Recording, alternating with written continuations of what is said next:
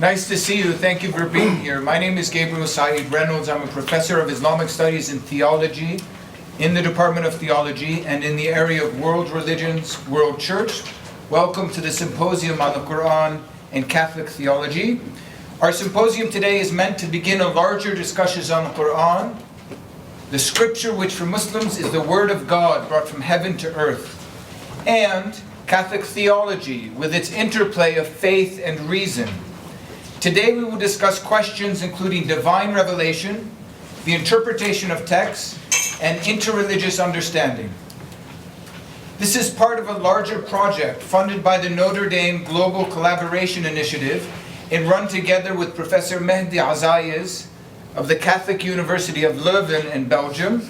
And this is the first of a series of 3 events together with Leuven. Next year we will have a similar symposium at the Catholic University of Leuven in Belgium, and then in spring 2018 we will collaborate at a meeting at Tantour Ecumenical Institute in Jerusalem. Very briefly, I'd like to thank a couple of units of the university, especially the Notre Dame Department of Theology and also the Medieval Institute for their support of this event. I'd also like to thank Elizabeth Kuhn from the College of Arts and Letters and Alison Collins from the Theology Department, who have done all of the not glorious but practical and important work for making this event possible. Our symposium will involve 2 panels. We're starting a little bit late, but everything will run smoothly from here on out. It'll involve 2 panels separated by a coffee break of about 20 minutes. Each paper of the panel will last 20 minutes and will be followed by a few questions. At the end of our second panel, we will have time for a group discussion on some of the issues which have been raised during our event today. By the way, if you don't have one, there are programs that give you abstracts of each of the papers on the table outside. And if you registered for this event, you'll have a name tag that's waiting for you there as well. Our symposium will open with an introduction to the question of the Qur'an and Catholic theology by Professor Thomas Berman, director of the Medieval Institute. Professor Berman is the author of Reading the Qur'an in Latin Christendom, published with the University of Pennsylvania, among many other works. It is an honor to have him with us today, and I turn over the floor to Tom.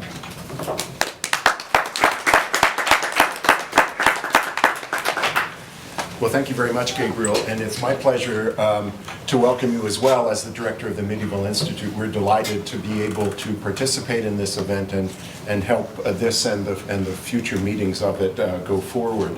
Gabriel asked me to say a few words as a way of beginning this conference about the way in which, in the Middle Ages, Latin Christians reacted to the Qur'an. This has been a topic of my research for many, many years, and I just want to give you 3 brief vignettes, very brief vignettes of what happened when Latin Christians read the Qur'an in the medieval period. And I want to start with the earliest translation of the Qur'an into Latin, which was done in 1142 or 43 or so. And this manuscript that is the original manuscript of the whole tradition of manuscripts from it is from the second half of the 12th century. And it introduces us to one sort of approach to reading the Qur'an in the Latin world. You'll see here that we have a name, Muhammad, which is the way this particular text spells the name Muhammad, next to what is basically a combination of a human head and a fish. So the Muhammad is depicted here on about the 9th folio of this manuscript that contains the Qur'an as a monstrous being. And that sort of feel, that sort of polemical take on the Qur'an shows up in a number of other places in this manuscript. Perhaps most notably in the margins of the Latin translation. This is the Latin translation of the text by a man named Robert of Ketton. And then in the margins of this original manuscript, and in about a third of the later ones, this sort of set of notes, this sort of commentary reappears. And as a colleague of mine, and now a friend of Gabriel's as well, John Tolan put it about these notes many, many years ago, they are here to tell Christian readers where to be outraged by the text. Now, that's not the only thing that they do. They do some other very interesting things as well, but it is true that part of what they're here for is to introduce Latin Christian readers to the Quranic text in a suitably polemical mode. And I want to focus for just a second on one of these. This was the note that was in about the middle of the margin on that previous slide. And it's a note that goes along with the 25th verse of the second surah, the famous passage about the Huris, about the companions for Muslims in paradise. And this was a place, by the way, that almost all Latin readers found themselves jotting notes in most copies of the Qur'an that we have from this period. They almost always say something about it.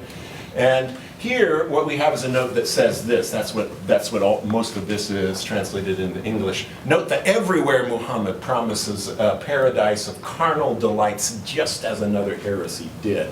That's a principal part of his take, that Muhammad simply replicates earlier Christian heresies.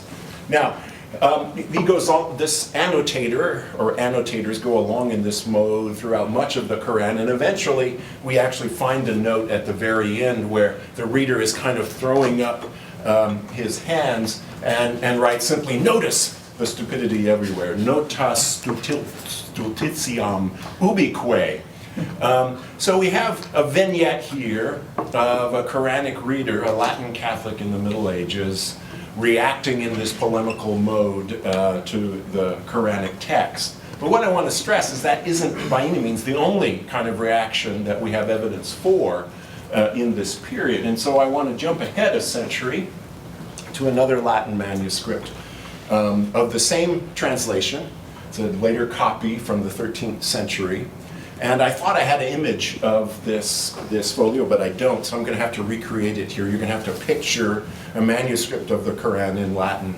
And we are, at this point, next to the 115th verse of the Qur'an, a beautiful verse about Lillah al-Mashriq wal-Maghrib, the East and the West belong to God. And here, the translator, this first translator, has paraphrased in an elaborate way, as he usually does, and giving us a very kind of theologizing kind of Latin. Sua nonque pietas nullo modo circumscribitur. His righteousness, God's righteousness, is delimited by nothing. God's grace and righteousness are everywhere.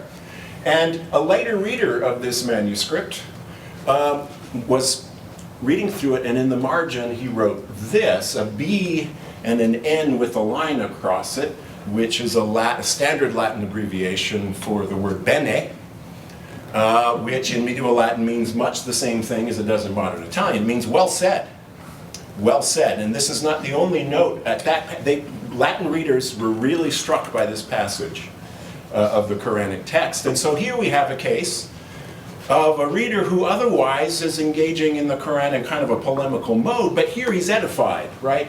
Here he's found something that expresses a truth that he takes the time to note out, writing bene in the margin. So that's a very different kind of reaction than we saw with the first text.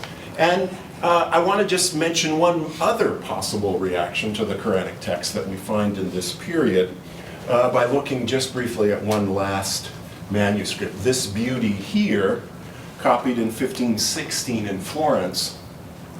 This is actually the same translation of the Qur'an from the 12th century, now copied down in a very Renaissance manuscript in what is called humanist cursive script, the ancestor of our italics, what we call italics in print now. And this is a script that by this period was usually used for classical texts. In this period, they still used Gothic script to write the kind of churchy texts. If you were copying the Bible or canon law, you would write it in Gothic. But if you were copying Cicero or Virgil, you would write it in humanist cursive like this, suggesting that this is kind of a classical text. The Qur'an is a classical text, and in fact, we even here, of course we have these beautiful illuminations around the side. Here we have an author portrait of Muhammad as the author of this text. And I don't have time to walk you through all of this. At a graduate student, I wrote an article about this several years ago.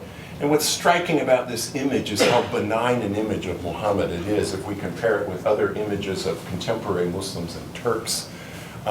And I gave a presentation about this manuscript at a conference in Florence, actually, some years ago, and one of my longtime colleagues raised his hand and said, "Oh, I see. This is the Penguin Classic edition of the Qur'an." And I think he was exactly right about that. This is the Penguin Classics edition. Given it was meant for a wealthy, probably lay owner who probably never read it, but it's a fancy-looking book that you would have in your library if you were the right kind of sophisticated person. And there are actually a handful of manuscripts like this from the late 15th, early 14th century. So there is a range, in other words. If we look at the people who actually read the Qur'an and we look at the versions that they read and the notes they wrote in it, we can see that there were a range of ways of reacting to this text in the medieval period. And I hope my brief walk through that will serve as a useful introduction to the very interesting conversations that will happen during the rest of the afternoon. So thank you, and thank you for your attention.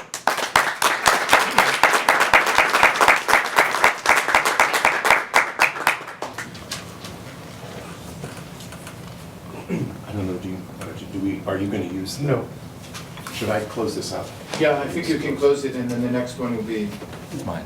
Professor Azaiez. He has his own. I may not be smart enough to do that. Let's try that. There we go.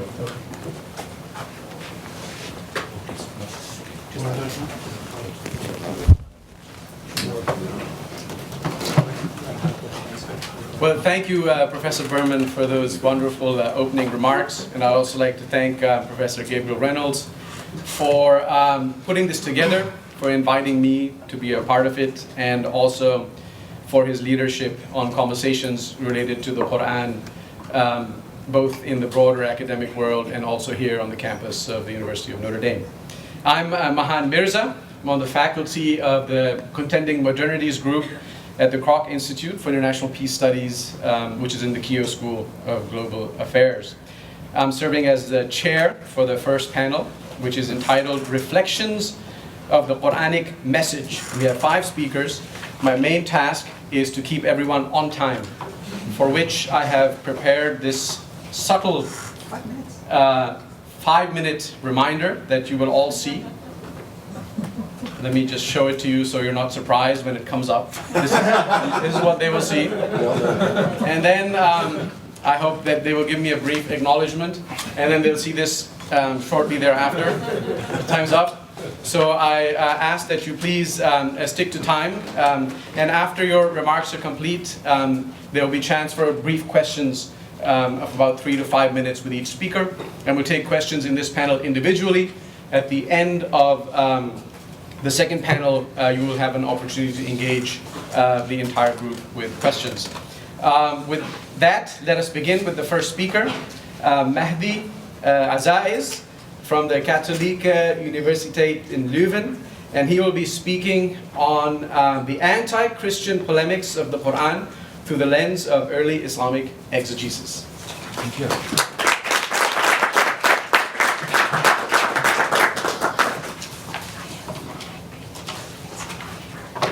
Hi everyone. It's always a pleasure to be at Notre Dame. It's always a pleasure to work with my dear friend and colleague, Professor Gabriel Said Reynolds.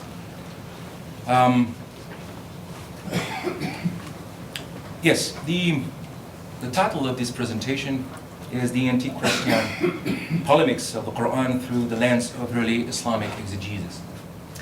The present contribution is an introduction to this question, and it sets forth the following thesis. Anti-Christian polemics in the first Islamic exegesis have a particular function. They are in fact a privileged and strategic place where the figure of a new religious community, the Ummah, is built. These controversies represent and affirm its identity, its unity at the expense of Christians and Christianity, whose origin, its members, and the theological divisions associated with it constitute a counter-model. It is this notion of counter-model, which I shall try to explain by pointing out how the Qur'an, and especially its first exegesis, mobilize and construct a figure of Christians and Christianity as a lever or mirror in negative. The function of this counter-model is less to describe historical events than to support the unity of a new religious group, or the Ummah, founded around a prophetic figure, Muhammad, a divine new book, the Qur'an, and a renewed eschatological hope. In order to introduce this thesis, it is helpful to specify the outlines of our subject. In this case, we are dealing with two distinct but inseparable corpuses. The first is the Qur'an. The second, more extensive, includes the first Quranic exegesis. In our reflection, we will take into consideration the corpus of passages that criticize Christianity and Christians in the Qur'an, established by myself and by Abdel-Majid Sharfi. For the second corpus of the first Quranic exegesis, we shall consult the works of most of the first exegetes from the 7th and the 8th centuries, whose interpretations are transmitted to us in subsequent commentaries through the chains of transmitters. From this double corpus, 4 questions will constitute the 4 stages of our short presentation.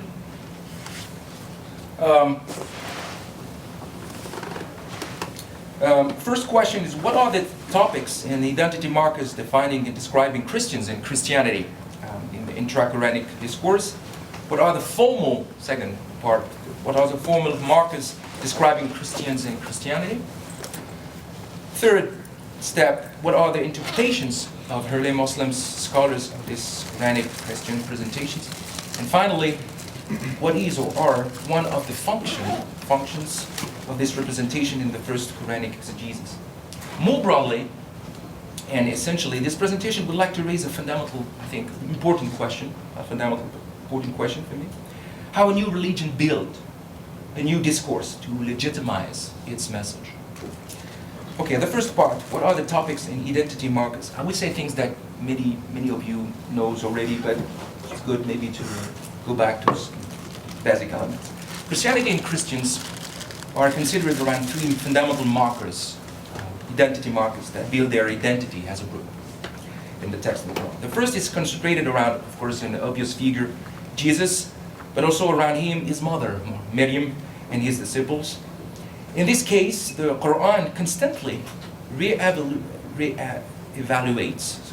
and redefines the status and identity of Jesus and Messiah through several dialogues in which Jesus speaks and answers to God, to his mother, and to his disciples. These micro-dialogues systematically reaffirm his status as a prophet and his total submission to Allah against any divine claim that would be attributed to him. The second marker, identity marker, that builds this identity of Christians is based on the book, Al-Injil, a term appearing 12 times in the form of a term in the singular. 9 instances, occurrences systematically add the gospel to the Torah, Tawrat. It is considered as a scripture sent by God.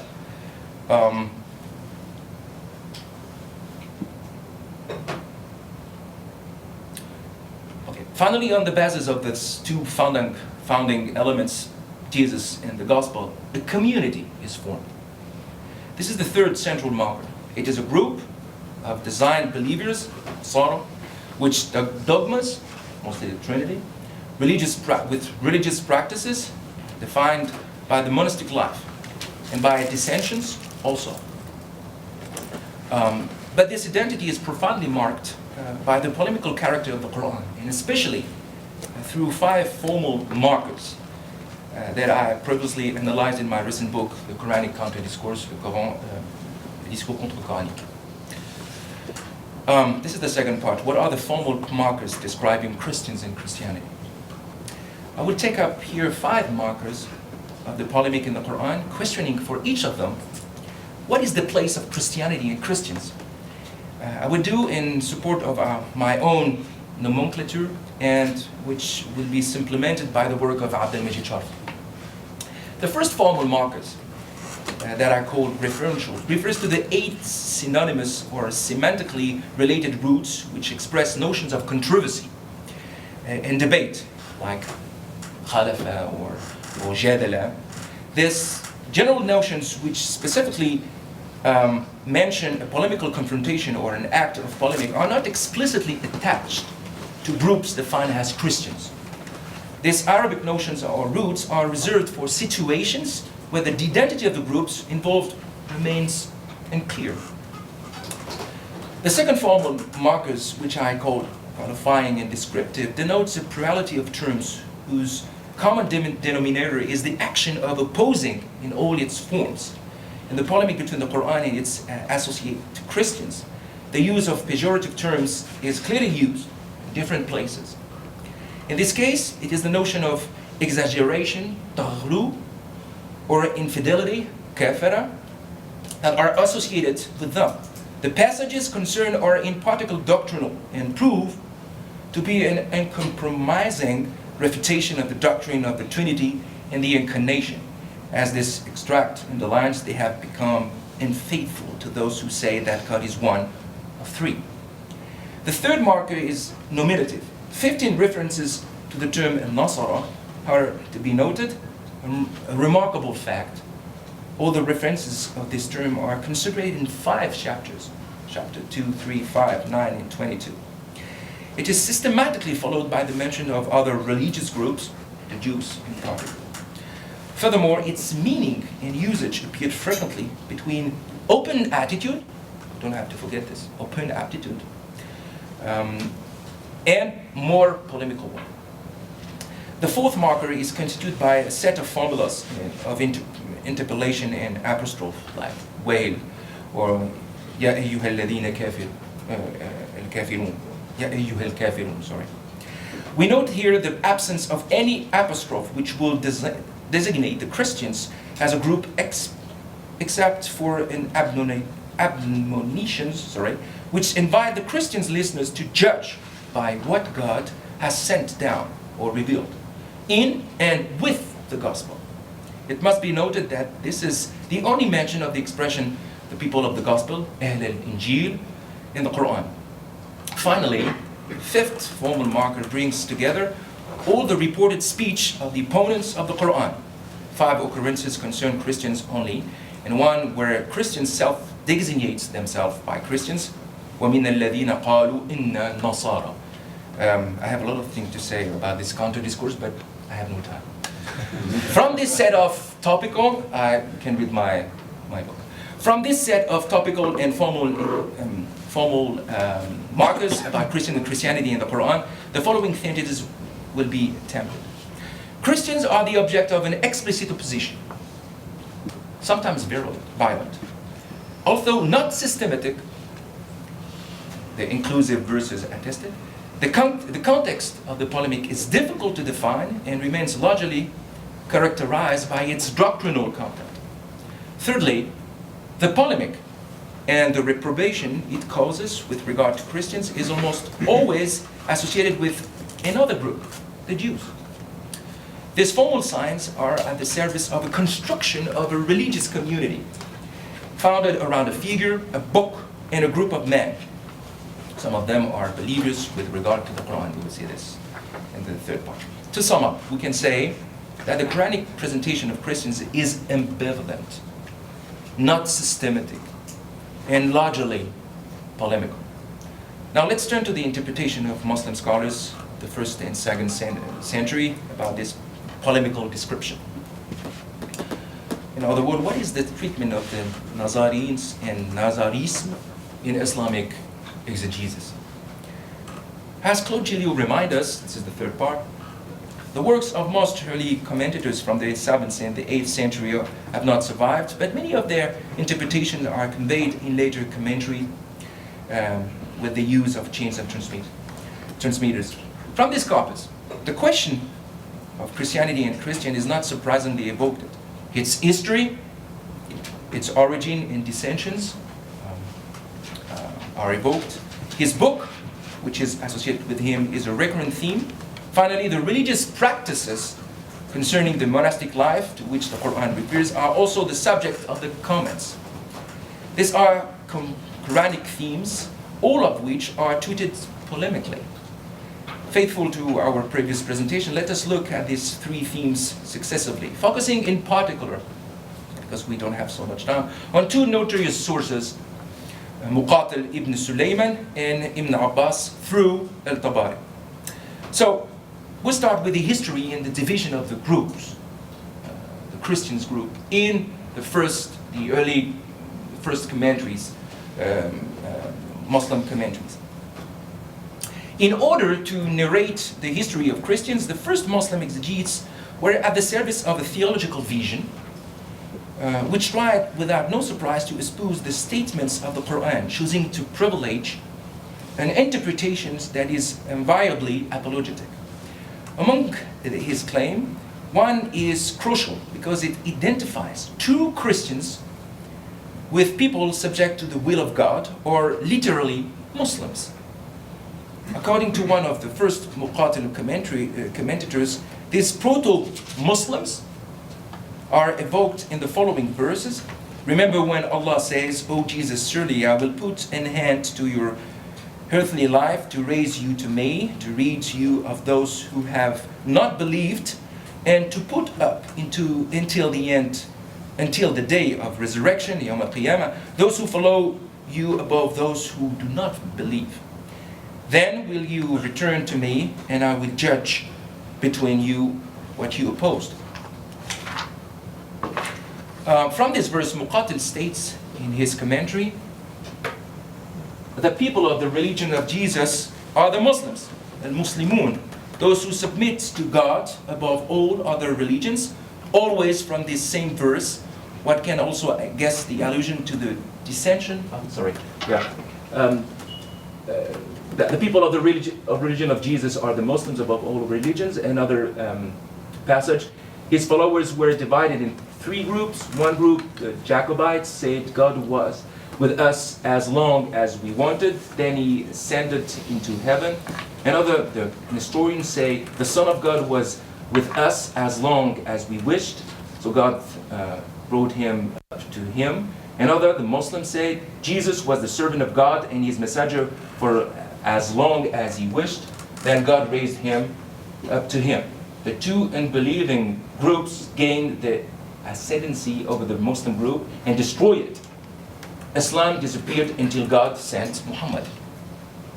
With regard to the first Quranic exegesis, the origin and development of Christianity celebrate a group of proto-Muslims at the expense of the other three, and highlights the divisions of Christians. Another theme at the foundation of the Christian identity in the Qur'an is considered by its commentators, this time through their book, the Gospel. I have already referred to this question of the Gospel, but by emphasizing how it is the second marker that builds the identity of Christians in the Qur'an, although not explicitly accused of altered or corrupt books, in the Qur'an, the first Muslim exegetes will endeavor to give a very negative view of it, as the following text attributed to Ibn Abbas. Okay, I will let you read. After Jesus, the kings restored the Torah and the Gospel.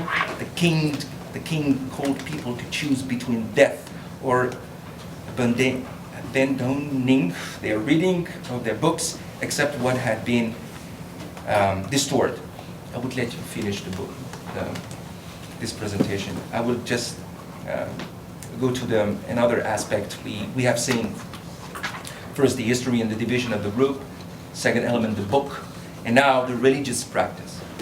This question is very instructive since it distinguishes between a Christian monasticism, for which the Qur'an has an ambivalent attitude, and an Islamic monasticism This is the third theme of this Christian identity evoked by the Qur'an. Religious practice easier deviated. According to a tradition transmitted by Muhammad by the companion Anas bin Malik, every prophet has his monasticism. The monasticism, asceticism of this community, Islam, is the holy word. Al-jihad fi sabilillah. As Claude Gidio points out, however, there is a tension between rejecting forms of asceticism, such as Christians' monasticism on the one hand, and an ascetism attraction on the other. Muhammad and other members of the Quraysh would have practiced periods of spiritual retreat, tahannuth, before the coming of Islam, and 10 of his companions would have been tempted by what Islam is considered as extreme forms of asceticism. Okay. Finally, part 4. What is the function of this representation of the first Quranic exegesis? The dissensions of Christians are to be compared with the ideal image of the Ummah, one and indivisible in regard to God, to Allah. The gift of the Qur'an, which does not suffer from any alteration because of a perfect transmission, the Wattur, in the direction of the Prophet, is also a key idea. Finally, as we have just seen, religious practice around monasticism, if it is not condemned, it is, I would say, improved by Islam according to our commentators. In conclusion, it is evident that the Qur'an, to a lesser extent, and especially its first exegesis, mobilized and construct a figure of Christianity and Christians as a lever of mirror and negative, whose finality is less to describe than to support this unity of a new religious group, or the Ummah. This is particularly true when Tabari interprets the famous Quranic verse, "Today I have perfected your religion for you," by the following comments. Tabari said, God means this to believers. I have brought to the point of perfection the obligations for a which I have imposed upon you, the normative limits, hudud, which I have established for you, the orders and prohibitions which I have given you, the status, lawfulness, and unlawfulness which I have made known to you, all that I have revealed to you on these points, and which I have sent down to you in my book, as well as all the explanations I have given you by inspiring the language of my envoy, as well as all indications I have given you for all that you needed in your religion. So I have finished all this, and after that day, there will be nothing more than that will be added. Okay. It is obvious to consider the presentation of Christian and Christianity and Christian through the lens of the first Muslim exegetes as polemical, but also as ambiguous since positive descriptions are also attested. Nevertheless, as Claude Gidio and Jane Michaelif pointed out, direct and indirect criticism constitute the largest category. Furthermore, some Qur'an commentaries continue nowadays to the present to transmit this exegetical traditions of early Islam on Christians and Christianity with the same polemical tone. This situation raised a decisive question: how can we engage a truthful, peaceful, and respectful dialogue between Muslims and Christians, broadly with Jewish people also, without a critical approach of those texts? The role of an historian is here decisive. Yeah. Let me just point. Please finish. Yes, okay. Contextualize this text, help us to understand the motivations of early Muslim scholars and their social and political agenda behind their apologetical discourse. I think that Mun'im will demonstrate it very well. Thank you. Thank you very much.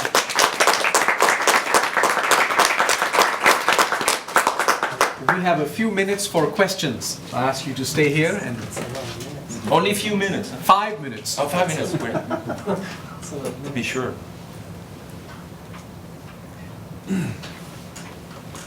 Professor Reynolds.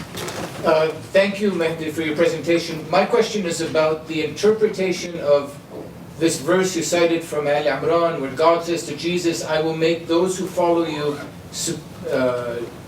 above those who disbelieve until the day of resurrection, right, from Al Imran? I know. Yeah. And then we find in the interpretation, I don't know if it was Maqatil or Ibn Abbas there, that the Muslims, in fact, were the ones who weren't superior. They were, in fact, the Jacobites and the Nestorians prevailed over them and oppressed the Muslims. Have you thought about that? How would you explain how those two work together? Because presumably in his thinking, the Muslims were the faithful followers of Jesus. It's a very good question. I didn't think about it. Do I have an answer to this? Anyone on the panel would. Yeah. Can someone help me? Because I have no really answer to this question. Why? It's a good question. This is my answer. Sometimes the questions are more important than the answers. Yes, Heidegger. Thank you for your paper, Mehdi. Sidney Griffith has taught us to think about the Christians of the Near East at the birth of Islam to be the Nestorians, the Jacobites, and the Melkites. And I found it interesting that in a quote by Muqatil, the Melkites, those who followed Byzantine Orthodoxy, aren't part of his discourse. Do you know if they appear elsewhere, or how have they dropped out? Yeah, it's again a good question. It's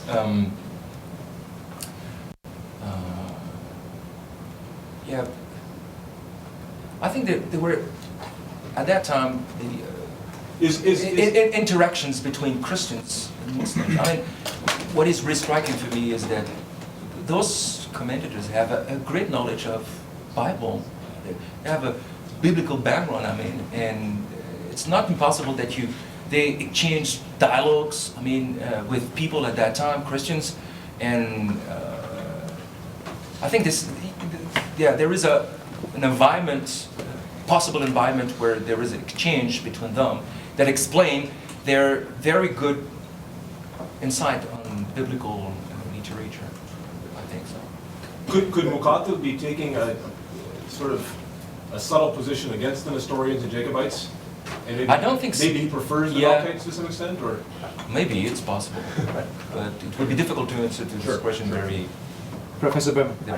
This is just a hunch, but it seems to me in so much of this, in both, well, but especially in the Muslim literature where they're talking about Christians, it's usually the Nestorians and the Jacobites that are mentioned. And I kind of think of that as, because there are many, many Christian groups, in fact. right? And I think those two become the stand-ins for the dissension among Christians. Look, you got two, we don't need to mention all the other ones. And it's, I don't know what you think about this, but it seems to me in most of the texts I've read, when they have to talk about the variety of Christian belief and the fact that there's dissension, those are the two they mention. It's kind of a trope.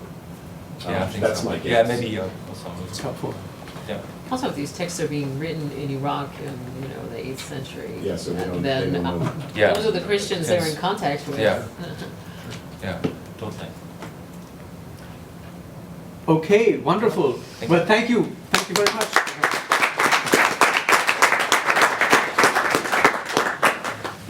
We'll turn straight away to our next speaker, who is Father Enno Dango, who here at the University of Notre Dame. His paper is on a Catholic reading of the Qur'anic, الَّذِينَ آمَنُوا وَعَمِلُوا الصَّالِحَاتِ, in the context of the Biblical Discourse on Justification. Thank you, Mourad. Also like to thank Professor Reynolds and those who are the organizers for this opportunity, and thank you all for coming. A little clarification with what Mourad just read. Mine is kind of an exploration. Yeah, it's still a reading, but it's kind of exploring a Quranic analog to the Biblical Discourse on the doctrine of justification. So hopefully it will pan out well.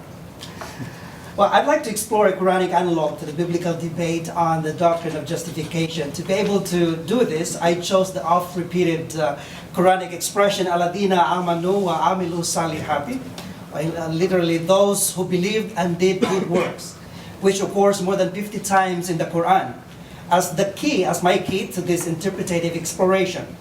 Primarily, the obvious reason or an indicator why I chose this expression is that its syntax mirrors that of the binary component of the substance of the biblical debate on justification, which is faith versus works.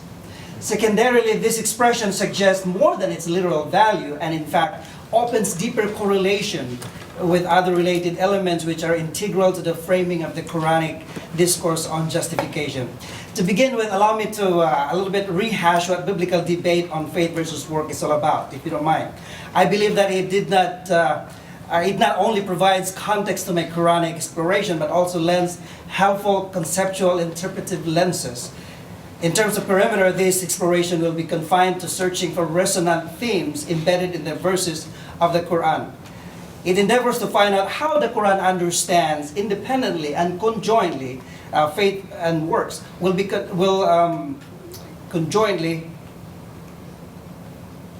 the concepts of salihat or good deeds and iman or faith, their dialectical relationships, and especially their salvific merits in relation to the Day of Judgment, as far as the Quran is concerned. At the end, this exploration concludes as to whether there is a verifiable parallelism between the biblical and the Quranic debate on justification. Now, the Biblical Discourse on Faith and Works. Undoubtedly the most influential debate and in fact one of the thorniest textual problems in the course of Christian history is faith versus works. Its most popular effect was the cause for the 16th century Reformation movement, as Martin Luther's opinion on the matter differed from the Roman Catholic Church. To this very day, Catholic and Protestants, when I mean Protestant, generally kind of the standard, not the ground Protestantism, but in terms of the standard. The Catholic and Protestant apologists argue over the issue of faith versus works as if it were one of the top three subjects of dispute, along with sola scriptura and the papacy. However, we know that this argument has been around for almost 2,000 years, since both St. Paul and St. James thought it important to write explicitly on it. Is justification by faith, as St. Paul and as St. Paul claims, or works, as St. James seems to say? We recall that St. Paul and St. James held up Abraham, the father of all believers, as a model and pattern of justified believer. St. Paul in Romans and Galatians cites Abraham to show that justification does not come from the law, and neither from our own unaided works, but by grace through faith. St. James, complementing rather than contradicting St. Paul, shows how Abraham was justified by faith and works. The Catholic position on this issue attempts to actually reconcile these two apparently contradictory positions. Certain passages that seem to indicate the sufficiency of faith alone for salvation are completely reconciled with other passages that oblige human cooperation with grace. Those passages in St. Paul which seem to make good works useless are reconciled with St. James' epistle, which shows Abraham and Rahab the prostitute to have been justified by works. In short, this position avoids the extremes of good works alone are enough, and faith alone is enough, while at the same time guarding the inerrancy of Scripture.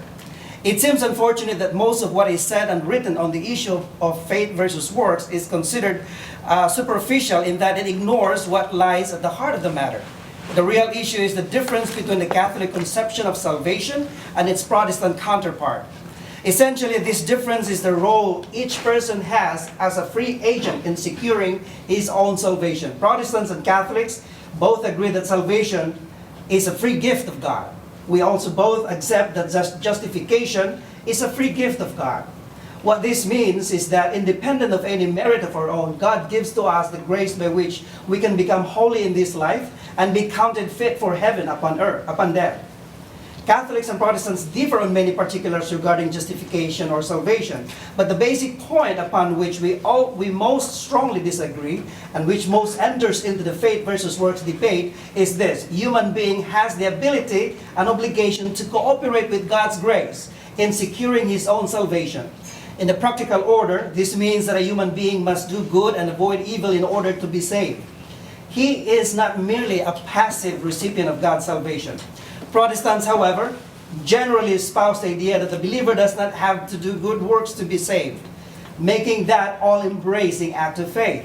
The Christian is saved and needs do nothing needs do nothing more. Now let me turn to the Quranic discourse on faith works. The oft-repeated tandem of faith and works in the expression "Alladina amanu wa amilu salihati" indicates the Quran's intention to essentially link both terms theologically. The joining of faith and works is so integral to the Qur'an that many have argued that the performance of works is implicit in the understanding of what it means to have faith. Despite their apparent Quranic association, the question arose early in the history of Muslim community as to whether faith and works were to be understood as one and inseparable, or as two different, though perhaps necessarily related concepts. We heard, for example, the controversial views of the Kharijites, who regarded good deeds as the indispensable part of faith, and that both faith and good deeds were absolutely interrelated and cannot be separated. That deeds will directly affect faith, that grave sins could be detrimental or could obliterate faith. The Murji'ites, however, saw no essential relationship between faith and good deeds. Thus, faith cannot be harmed regardless of any sins committed while one is still alive. Rather, they postpone judgment and leave it to God to judge on the last day. Some Mu'tazilites at that time, who attempted to strike a balance between these two extremes, hesitated to call a grave sinner either a true believer or an unbeliever, and instead assigned him to an intermediate position between those two states, which they called fasik, a sinner. But if this sinner, they said, died unrepentant, he or she would abide in hell forever. These Mu'tazilites, however, regarded deeds as part of faith. All these three different views are considered heretical, and many prominent Sunnite scholars such as Al-Ash'ari, Al-Baghdadi, Al-Shahrastani, Ibn Hazm, and Al-Ghazali had refuted them through various approaches. Majority of the Muslim Sunnite schools, however, agree, but not without slight differences, that faith in Islam consists of three acts: confession with the tongue, a verification and conviction with the heart, and performance with the limbs. In a sense, faith embraces the whole dimensions of human being, physically, spiritually, and intellectually. They agree that faith increases and decreases according to one's deeds or acts. Ibn Taymiyyah, a Hanbalite, affirms that faith is both qawl or speech and amal or work, and boldly states that absolute faith requires work. Faith for the Hanafites, however, is a little bit different. They said that faith is a single, identical, and unequivocal, indelible, and invariable, separate from works, yet dynamic through the three elements. Even though they exclude works from faith, they still maintain that faith needs a firm commitment, and they strictly enjoin good deeds and prohibit bad deeds. Before we distinguish how the Quran understands faith and good works, respectively, in relation to the Day of Judgment, it is helpful, I think, to first understand how the Quran conceptualizes the doctrine of justification or salvation. For after all, it is at the heart of the Quranic discourse on faith and good works. Islamic theology asserts that human beings are in a sinless state of fitrah. According to one interpretation, it represents the pattern according to God's handiwork by which human beings are created as innocent, pure, true, inclined to right virtue, and endowed with a true understanding about one's position in the universe and about God's goodness, wisdom, and power. In a sense, Muslim is not in need of a savior from what Christians may call original sin. What he or she needs, rather, is to be shown the way how to go to paradise. Hence, the claim of the religion of Islam to be a straight path or a highway that leads to paradise. But why do Muslims need a straight path if they already have that divine disposition or fitrah as part of their human constitution? It is because, according to the Qur'an, of the sinful environment which corrupts human beings. For in this environment, the devil lies in ambush and leads humans into grievous error. Now, be that as it may, despite the fitrah, the Quran seems to contradict itself when it also says that the human heart or soul is prone to evil. So we hear Joseph in the Surah Yusuf himself confessing that he could not absolve himself from blame because the human heart is inclined towards sin or evil. And the only way out of this predicament was through God's intervention. This inability to extricate oneself from sinful inclination is reinforced in the Quranic narrative of the case of our primordial parents, Adam and his wife, Eve, who begged for God's intervention soon after the fall when they realized that the covering of leaves they made for themselves to cover their physical nudity could not mend their separation from God. This is echoed centuries later, of course, when Paul said in Romans that he is inclined to do the bad that he does, and he does not intend to do because he was sold under sin. But then he looks at what God has accomplished through Jesus and gives praise to the Almighty. It seems contrary to the doctrine of Fitra when Qur'an says that the human heart is diseased. For this reason, humans find it comfortable to remain in a state of doubt and unbelief. Did not the prophet Jeremiah also state that the human heart is utterly corrupt and ask, who could know it? No wonder both Joseph and our primordial parents cast their hope on God. So what hope does the Qur'an give if of oneself it seems impossible? It says that God has not left human beings without definite and powerful help in their predicament. It mentions that God has written faith in human hearts and strengthened them with the Spirit. Moreover, they are acclaimed as the Khalifa of Allah, endowed with all that is necessary to fulfill the divine will, indeed even loaded with a grace of revelation. So what does justification or salvation mean according to the Qur'an? Contrary to the Christian concept of salvation, khalas, which supposes deliverance from sin and death for reconciliation and communion with God, the Qur'an employs the expression supreme success, al-fawz al-azim, or sometimes called the great success, al-fawz al-kabir, or the manifest success, al-fawz al-mubin, as always the ultimate purpose of human life. Therefore, the believers are the successful because they enjoy God's pleasure. Another Quranic counterpart to the Christian concept is the word falah, which basically means a positive achievement in space and time of the divine will. Those who are in the right path are the muflihun, or successful. As it appears, the Quranic theological anthropology gives us a rather ambivalent picture of the theological nature of the human being. One is a sinless state, and the other is possessing evil inclinations of which deterrence one can only hope for in the help of God. Here also we are given a foray into the debate faith versus works. Here the Qur'an appears to consistently posit that justification or salvation or purification are ultimately a divine initiative alone, regardless of the existential tools for successful living.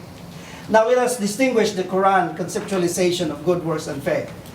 Now Christians generally understand that Islam is a religion of righteousness by works, and Muslims also seem to project their faith as such.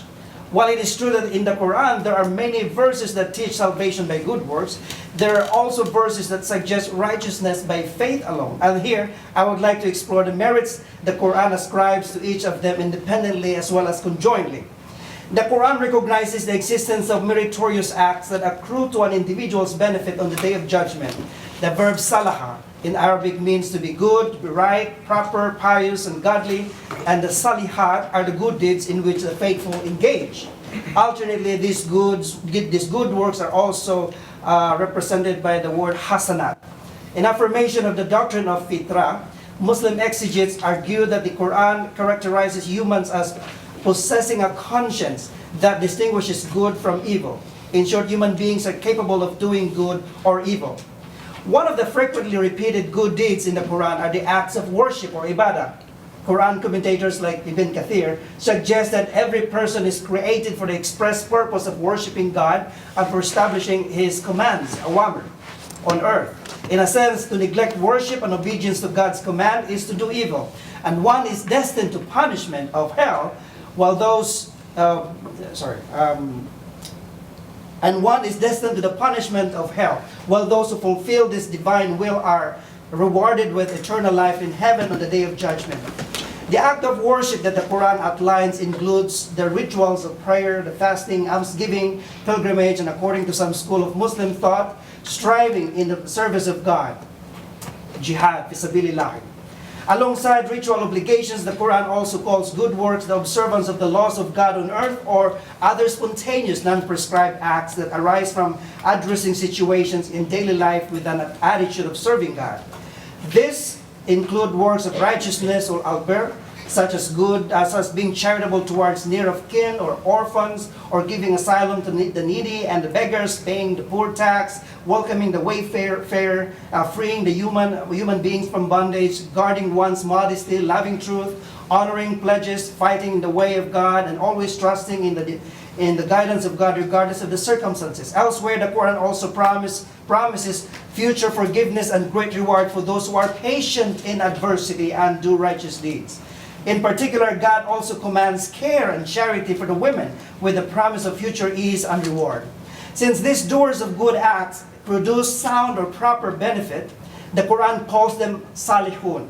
And God is pleased not only with the prophets, the righteous, the martyrs, but also upright, the salihun. In short, there are ample examples in the Quran that support the notion that to be worthy of the garden of paradise and abide therein eternally, performing good works or salihat is a consequential moral imperative. However, as we have hinted above, there are also strong indications in the Quran that doing good works cannot be divorced from faith or iman itself, to which we now turn. The Arabic noun rendered in English as either faith or belief is iman. It is from the verb amuna, which in its several forms literally means to be faithful, to be reliable, to be safe and secure from fear. The fourth form of the verb amana carries the literal meaning both of rendering secure and of putting trust in someone or something. The latter is understood as having faith. The one who is faithful is mu'min, is he or she understands the concept and accepts the contents of God's basic revelation and who thereby has entered a state of security and trust in God. As the core of the truly good or moral life, faith is generally understood by the Quran as encompassing both affirmation and response. Its basic Quranic sense is that faith is such that one's affirmation of the unity of God, the creator of the universe, is concomitant with one's life of integrity and ethical moral responsibility. That is, a life in which faith is reflected in all its dimensions.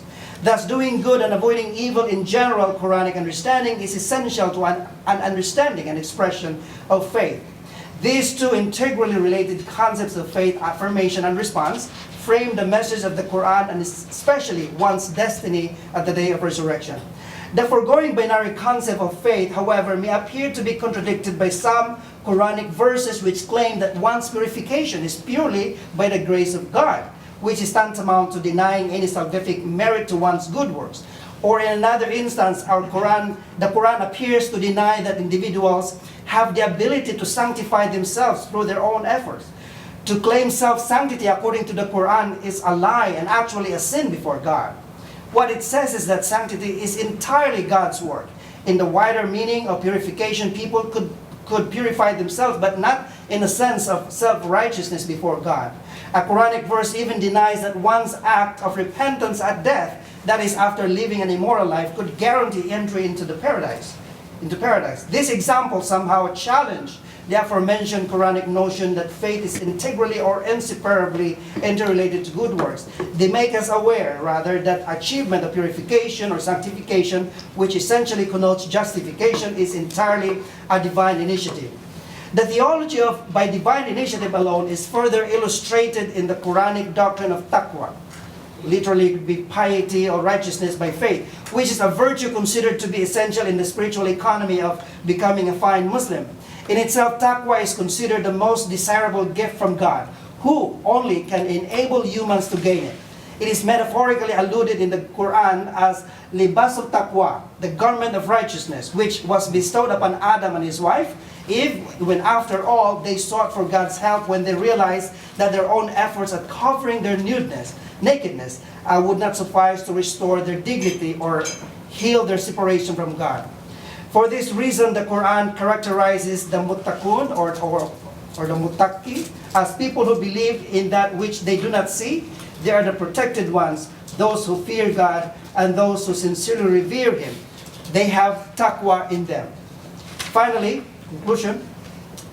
This Quranic exploration, I thought, yields interesting parallelism with the Biblical Discourse or debate on justification. Both debates essentially spurred out from a less explicit scriptural statements on the subject. To the Bible readers, the respective positions or emphasis of St. Paul and St. James projected an ambiguity which was consequential enough that it tore Christians apart. Similarly, similar ambiguity on the subject is also projected in the Qur'an, which in Islam's early history had to be cross-referenced with or against the prophetic tradition before definitive conclusions were arrived.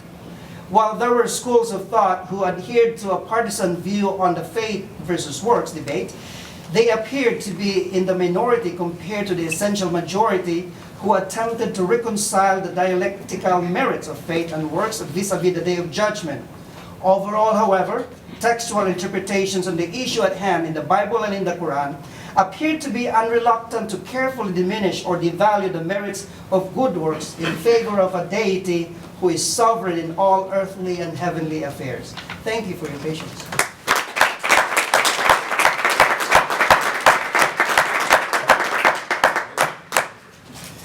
Questions from the audience?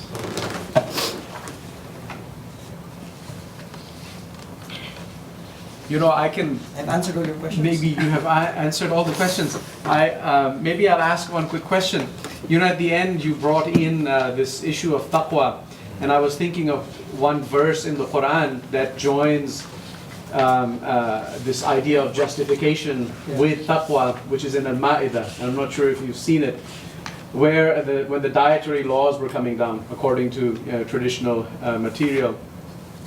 The Qur'an seems to have addressed that by saying there's no harm in what you've already eaten in the past, because people are worried about impurities in their body. إِذَا مَتَّقَوْا, as long as you have taqwa, وَآمَنُوا وَعَمِلُوا الصَّالِحَاتِ, and you believe and do righteous deeds. ثُمَّ اتَّقَوْا, and then you have even more taqwa, وَآمَنُوا, and عَمِلُوا الصَّالِحَاتِ is gone. And then ثُمَّ اتَّقَوْا, and you keep going, وَأَحْسَنُوا brings in a new term. So there's an interesting reflection possible, I think, with that verse. I wonder if you want to comment. Right, I think I ran into that, and I think my comment is to the tune that there is that inconsistency, I can say. Okay. Yeah, it's easy to dwell on a particular verse in a surah, and then when you cross-check that, Qur'an bil Qur'an, the way to interpret. Others have the different connotations. Sure. So, but it's interesting though, these inconsistencies. Okay. Yeah. Yes. A question and a comment. The question was, when you talk about divine initiative, are you understanding that as a Protestant would understand irresistible grace and the idea of election? Or what's your take on that? That's number one. And then the comment is, you mentioned several Islamic thinkers, for example, Ibn Taymiyyah, but you didn't mention his great master, Ahmed bin Hanbal, who simply saw it as an inseparable whole. That in other words, it seemed to him ridiculous that someone who had faith wouldn't be manifesting it. That it was obvious to him that somebody who is more concerned to do more things in accordance with God's will and tries to go and pray and live a clean and pure life, clearly he believes more than the guy who's going out to the casino and drinking every night. And just to complicate that, he said, that none of us can know if our faith is sufficient. That yes, we know God will save all Muslims, but we don't know who is a Muslim. And he wouldn't say "Ana Muslim," he would say "Ana Muslim, inshallah." Yeah. I don't know what to say. I didn't go deeper into the Ibn Taymiyyah because my intention was to just give a little bit background of this kind of division during that time when this issue was talked about. And I thought even you go to the Sunnah, to the Hadith, and there were there were those. I have it here actually when Muhammad was asked, the Prophet was asked. He said that he explains that the good deeds of any person will not make him enter paradise. None can enter paradise through his deeds. So you will see this in a couple of very, very explicit in this case. But also again, at the end of my there is a tendency to devalue the good works because everything is God is sovereign. He can do whatever he wants. Even for example, there's another sunnah that even a person who's been living immoral life and at the end of his death, and his repentance will not be accepted. So I'm exploring this. So there's so many things that I'm sure I'll be able to find later on. So. Yeah. When you get into systematic theology, God creates you and your acts. Well,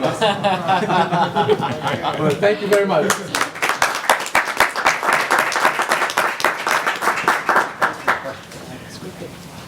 Okay, wonderful. We're going to move to our next speaker who's setting up his PowerPoint. presentation. Do you need some assistance? Okay. This is Professor Mun'im Sirry. He is also on the faculty here at the University of Notre Dame. And his paper is on Christian favoritism in the Qur'an and its exegesis. Please join me in welcoming Professor Sirry.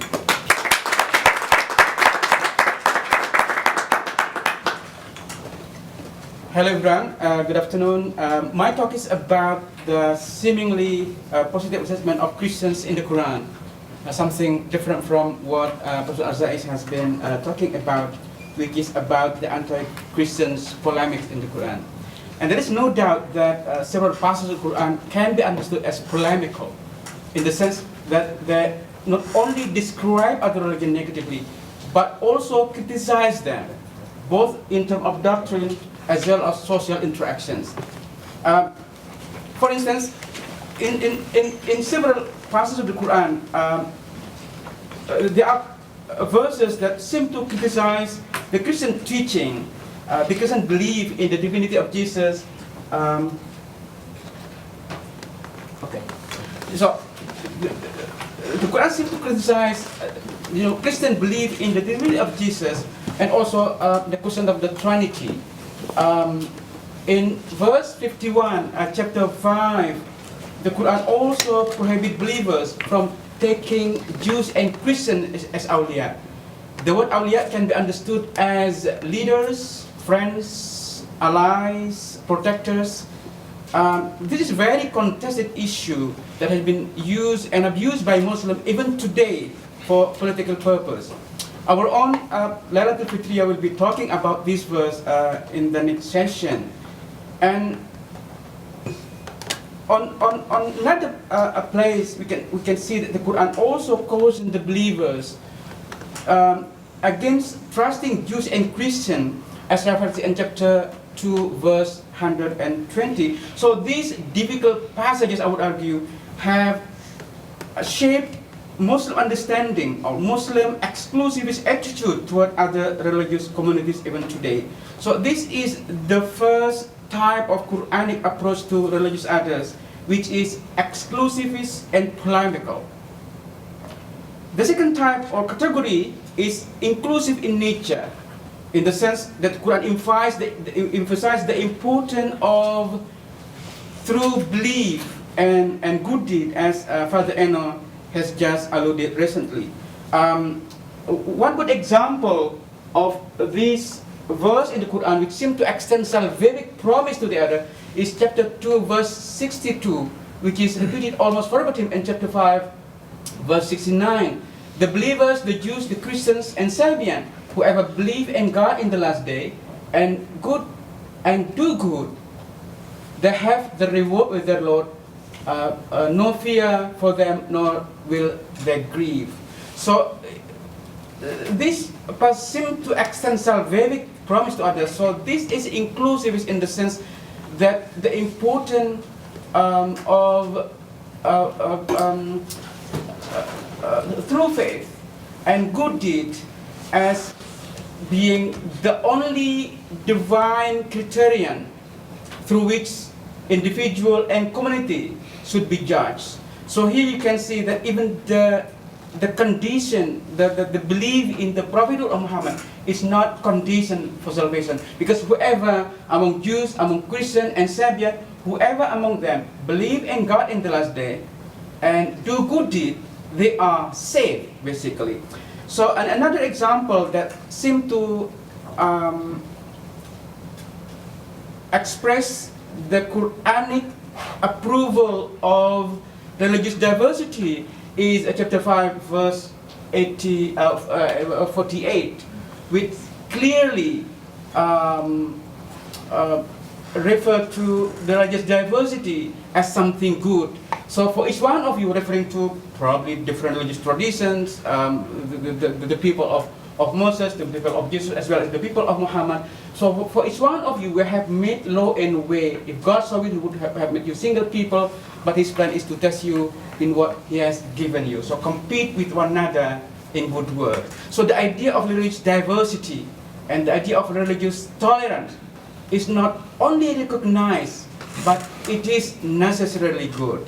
So, so what I found interesting in this verse is the way the Quran describes other religious tradition in a positive tone. So in between these two different types of the Quranic approach to the other lies the third category, which is the focus of my discussion, in which in several passages the Quran seems to favor one religious community over the others. And in my title, I put the phrase Christian favoritism in quotation mark, because this is something that I have to prove. So first, I need to prove if there is indeed a Christian favoritism in the Quran. In second, if such favoritism does exist, it is also imperative to examine how it has been understood by Muslims through centuries. So these are the two issues that I'd like to discuss today. But I have to say that this is still at the very early stage of my research, so I have more questions than answers. That is to say that don't be too brutal in your reaction to my. Let me begin with the first one. I only mentioned one passage, which is chapter 2, verse 62, in which Christians are mentioned along with other religious traditions, the Jews and Christians. There are 4 places in the Quran where Christians are mentioned along with other religious traditions. And the second place where Christians are mentioned along with other traditions is chapter 22, verse 17. Again, here the Quran offers a positive assessment by confirming the obvious fact of religious diversity. It is stated in this chapter, surely those who believe, those who are Jews, the Sabian, Christian, Magian, and those who associate others with God, God will judge among them on the day of resurrection. So here the fact of religious difference is recognized in the Quran, and the Quran even leaves the ultimate judgment as to the validity of their faith to God alone. It is also significant, I guess, that this passage does not impute polytheism to any of the recognized religious traditions it mentioned, but it places those who associate others with God as a separate category. The last verse in which Christians are mentioned along with other religious communities is chapter 5, verse 82, which is the focus of my discussion, in which the Quran strikingly compares Jews and Christians. You are sure to find the most hostile to the believers are the Jews and those who associate others, other deities with God. And you are sure to find that the closest in affection toward the believers are those who say, we are Christians, for there are among them priests and ascetics. So the language of favoritism in this verse is unequivocal to such extent that while Jews are condemned as the most hostile people to Muslims, Christians are praised for their affection to those who believe. Even on the question of Qur'an or of scriptural falsification, the Quran does not envision straightforward charge against Christians. It's worth noting that the Muslim scripture seems to distinguish between the nature of falsification among Jews on the one hand and Christians on the other. Here you see how in verse 13 that Jews are accused of not only breaking the covenant, but also they were accused of distorting the word of God. While with regard to Christians, in verse 14, there is no language of condemnation here. Look at the language of the Quran with regard to Jews. We curse them. So, but when referring to Christians, there is no language of condemnation. Christians are merely, well, not merely, the Christians are accused of forgetting a portion of what has been remanded of them. So, The Quran mentioned the word yuharrifuna, meaning they distort for time. But in all of those occurrence, it was addressed to Jews instead of Christians. So the language of condemnation is not used in this passage. So this language of Christian favoritism in the Quran is not only evident in the case of Christianity vis-a-vis Judaism. In chapter on Byzantine, Surah Ar-Rum, the Quran alluded to the victory of the Christian Byzantine after their defeat. So verse 2 to 3 of chapter 30, the Byzantine have been defeated in their nearest land. They will reverse their defeat with victory. Despite the lack of reference to Persian, this verse has traditionally been understood as alluding to the great wars between Byzantine and Sassanid. Interestingly, verse 4 refers to the rejoicing of the Muslim believers at the Byzantine victory. On that day, the last verse, on that day, the believers will rejoice at God's help. He helped whoever He pleased. One may ask why the Quranic believers should express sympathetic feeling toward the Byzantines. The Qur'an suggests the victory of the Byzantines is a part of the divine project.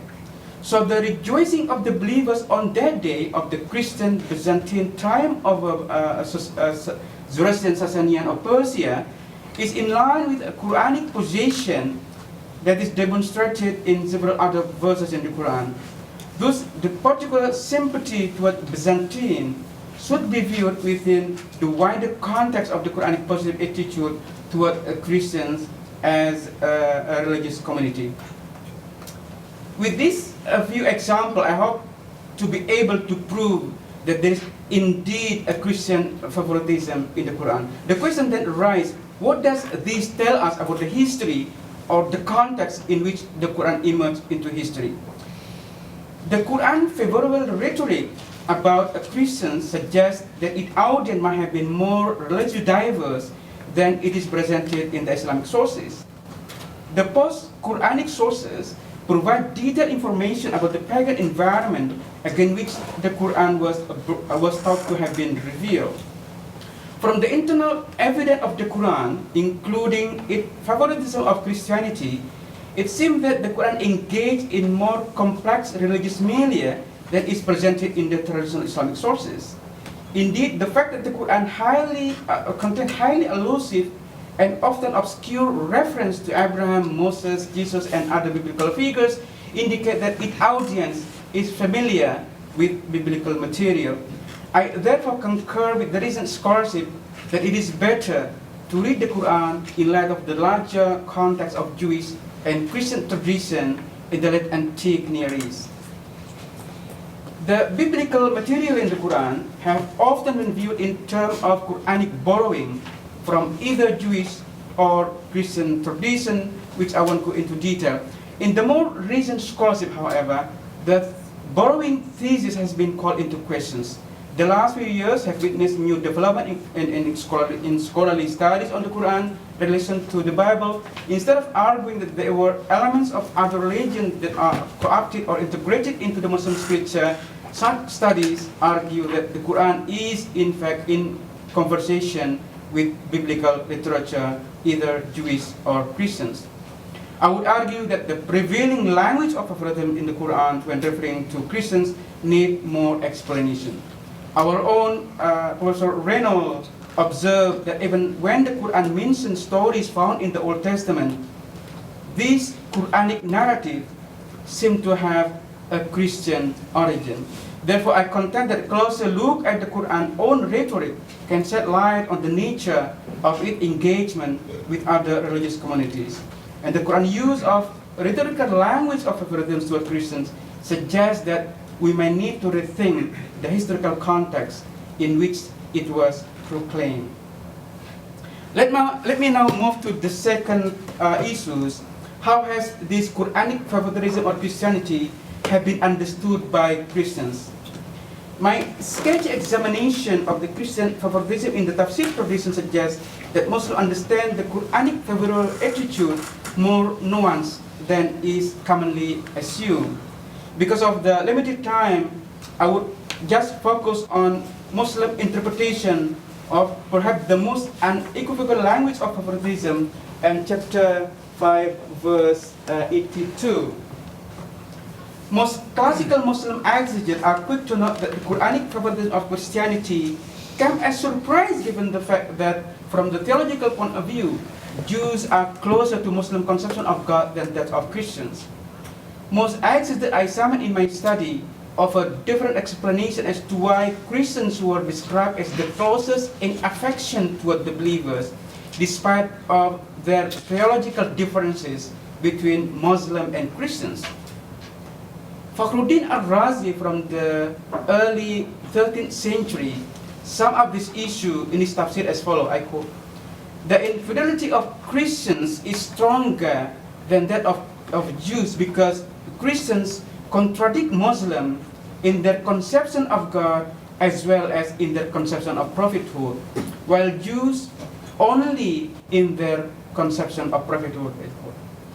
Despite the obscurity of their belief, Roses argue, Christians are praised as the closest in affection because they are not much concerned with the worldly matter, rather their heart are inclined to the hereafter.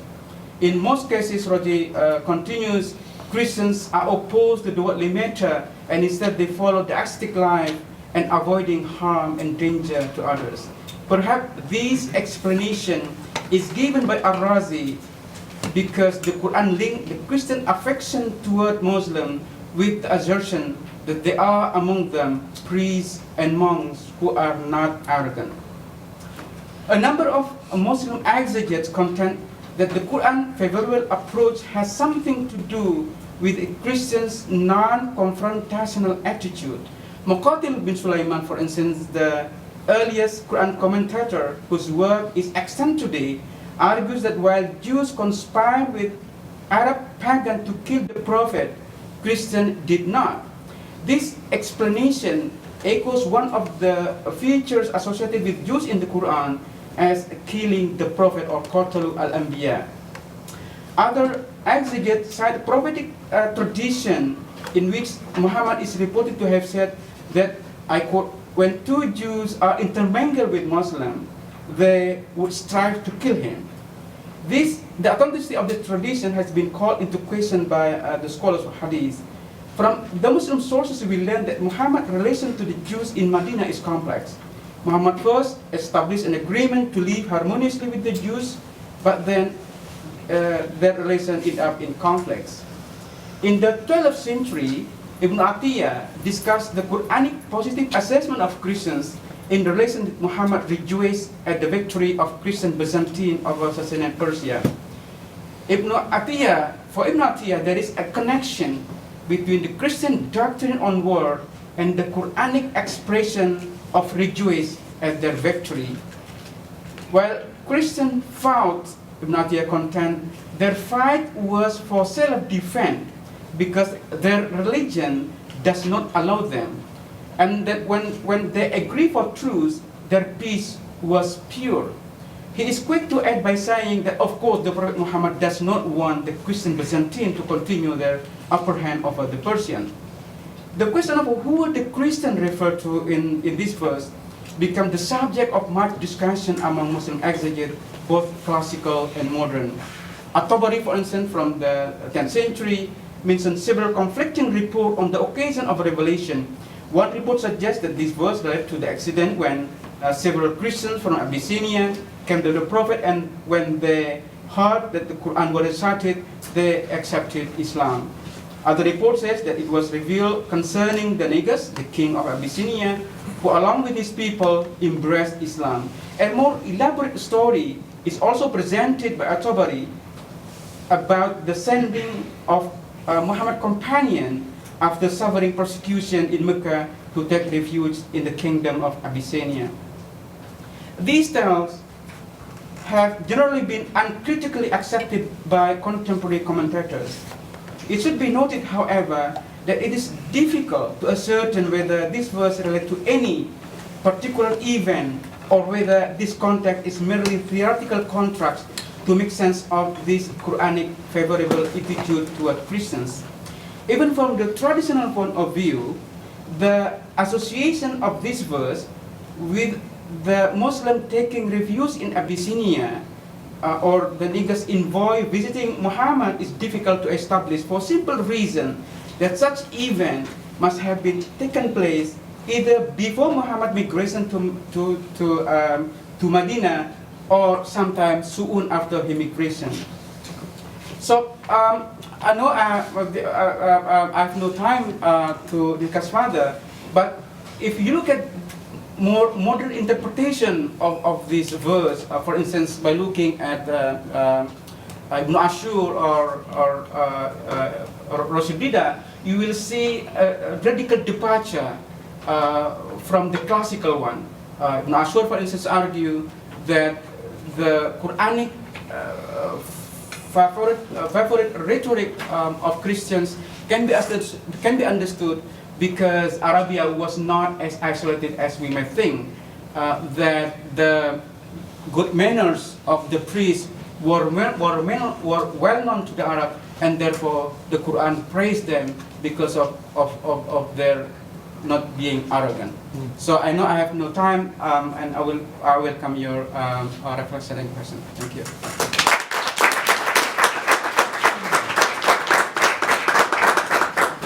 You have 5 minutes to be brutal.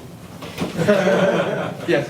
Yes. I won't be brutal. Thank you for this very interesting paper. I enjoyed it very much. But it made me think, especially this passage here, of what the cultural history of this was. And I'm thinking, for example, of this very interesting body of literature called the Deyarat, the accounts of Muslims going and hanging out at monasteries, Christian monasteries, and enjoying themselves and that kind of thing. And I wonder, for example, do these authors ever drag out this verse as a way to justify why it is they're going and spending all this time in Christian monasteries,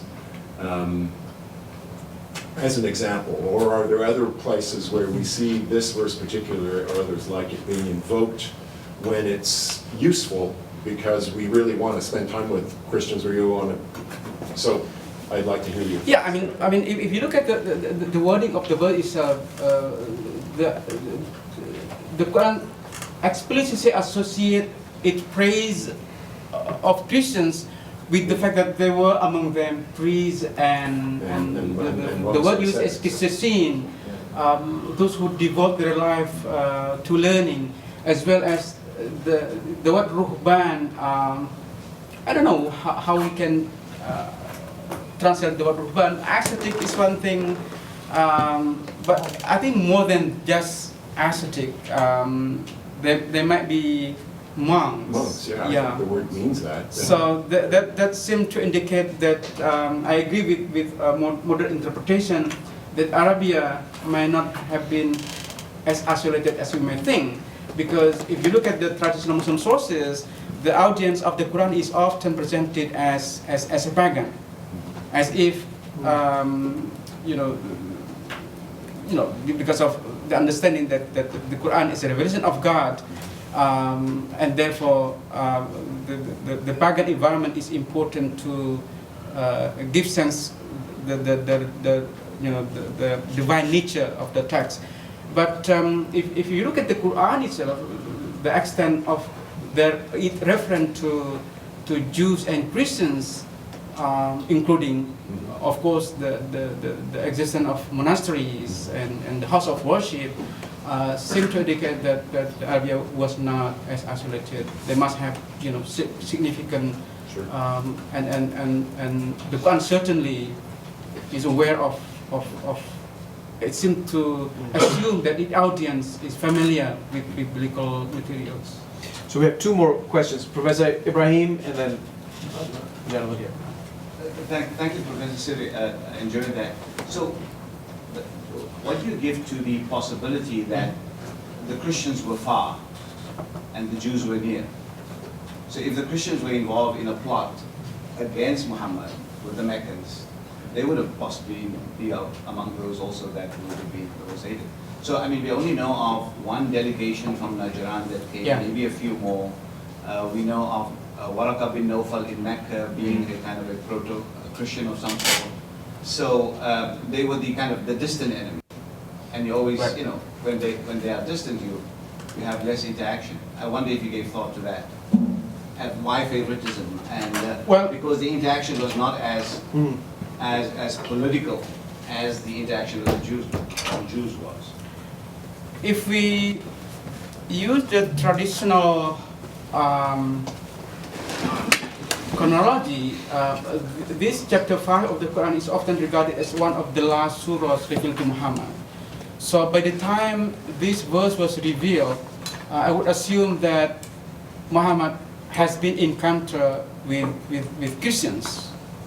So it is true that in his early life in Medina, he encountered Jews more than Christians, to the extent that you know, if you look at the Mithaq of Medina, the Constitution of Medina, it only referred to Jewish tribe and no mention of Christian at all. But by the time this verse was revealed, according to the traditional chronology, as the last surahs mentioned to Muhammad, Muhammad must have been in touch with Christians. So I don't think that the fact that Muhammad has less encounter with Christian would be a major factor in the Quranic assessment that you know Christians love Muslims than Jews, right? But if you look at how the Qur'an associates Christian affection with the existence of Qissīn and Ruhban, I think that would be a better way of this is my just a better of explaining the reason behind the Quranic positive rhetoric of Christians. Well, this is a symposium on the Qur'an and Catholic theology, but I think we can open up a whole conversation here on Qur'an and Muslim theology as well. I see two more hands, but I'm going to request that we hold them maybe for the break or last panel so we can conclude the final two speakers. So thank you very much.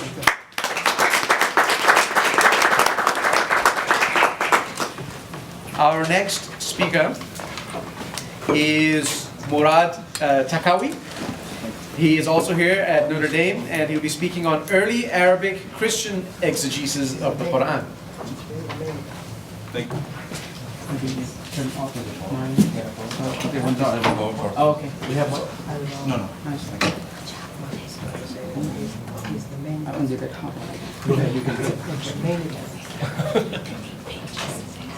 Hello everyone, thank you all for being here. I added a question mark to my title. So early Arabic Christian exegesis of the Quran question mark. This is the main question I'll be dealing with in this presentation. At least since the first half of the 8th century, Arabophone Christians expressed mixed and sometimes ambivalent attitudes to the Arabic Quran, ranging from pointing at its obscure or seemingly obscure language and its seemingly confusing recasting of biblical narratives on the one hand, and drawing on Quranic language and idiom in their theological, Christological and Trinitarian expositions on the other hand. John of Damascus, for instance, was highly critical of the Quran and even mocked what seemed to him bizarre surah titles. Around the same time, another member of John's Melkite religious community, the same religious community, the author of Fi Tathlith Allah al-Wahid, typically translated as On the Triune Nature of God.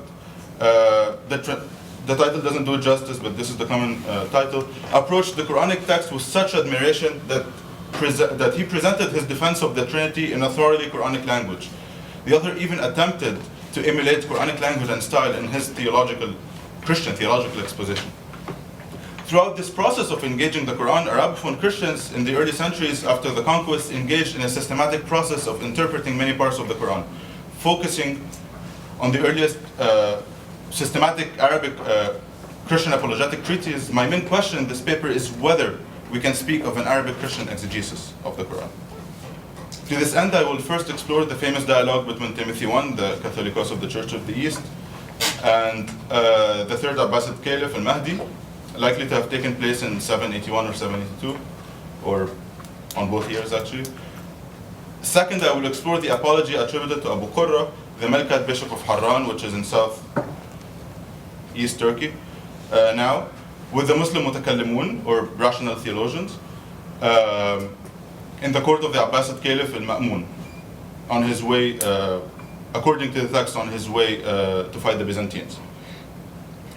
Both dialogues function as catechetical and apologetical guides designed for commending the truth of the respective Christian communities through appealing to authoritative figures. So the patriarch of the Church of the East or the bishop of Harran conversing directly with the caliph or with the caliph in attendance, or even moderating the debate, which is the case of al-Ma'mun, for instance. To this end, they appeal to different techniques and employ different tones in their approaches and interpretation of the Qur'an.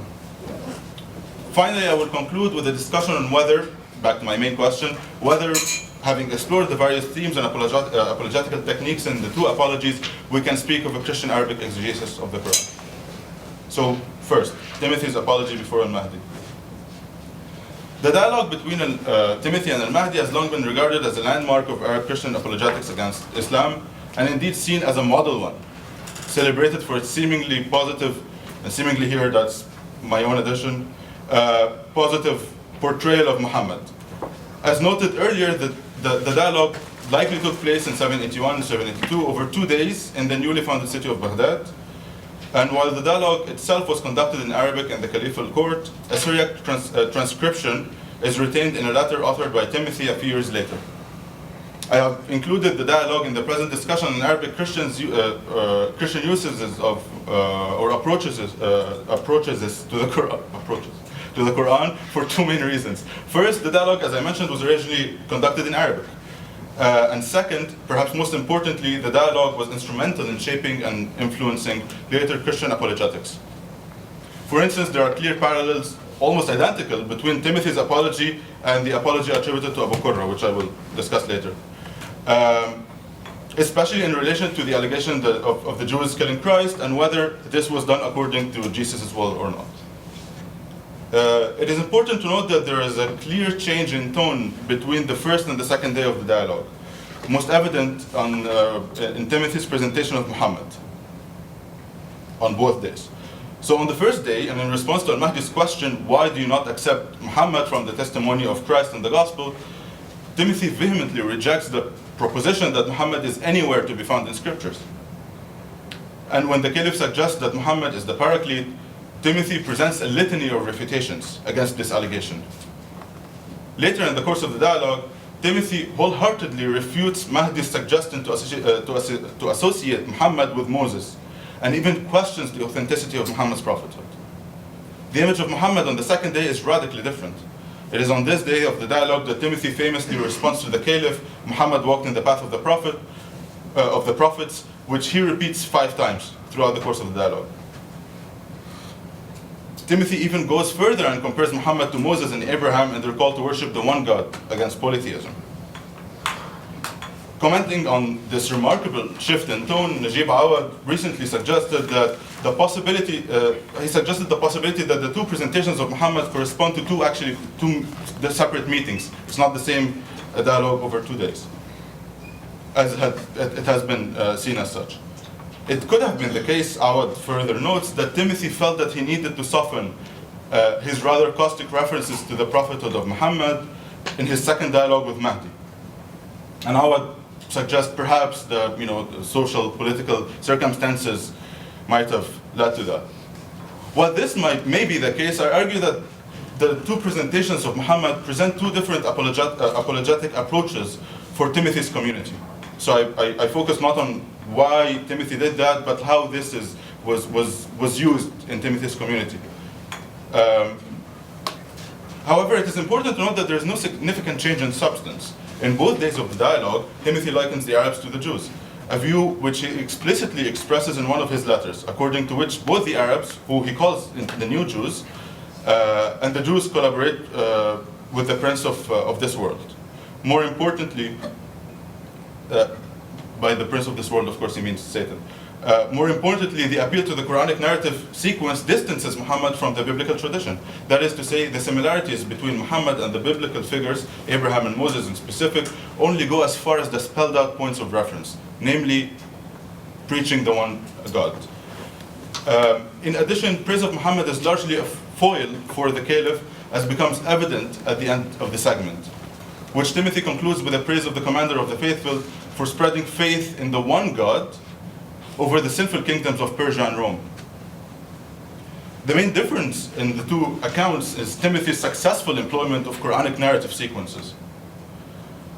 Timothy's main point throughout the dialogue, however, is to demonstrate that the Trinity is indeed attested in the Qur'an, as becomes most evident in his presentation of the three mysterious disconnected letters, which he takes as a mystical representation of the Trinity in the Qur'an. It is in this light that I suggest to read Timothy's insistence on Muhammad's proclamation of the oneness of God. For Timothy, this proclamation of oneness is itself a proclamation of the Trinity. Later in the dialogue, Timothy explains his position using Pythagorean logic. 1 is the cause of 2, and 2 is the cause of 3, and 3 is the perfect number. Both the oneness and the triunity of God necessitate one another, and are both attested in the Qur'an. Now, I move on to the apology attributed to Theodore Abu Qurra before Caliph al-Ma'mun. In many ways, this apology presents a more developed phase in Christian approaches to the Qur'an, which is evident in both its sophisticated techniques, as well as its more diverse references to the Quranic text that goes beyond the typical Christian citations of the verses that engage Christological and Trinitarian beliefs. For instance, Qur'an 4:171, do not exaggerate in your religion, and the Quranic references to God's word and spirit, like the usual suspects in Arabic Christian apologies at the time.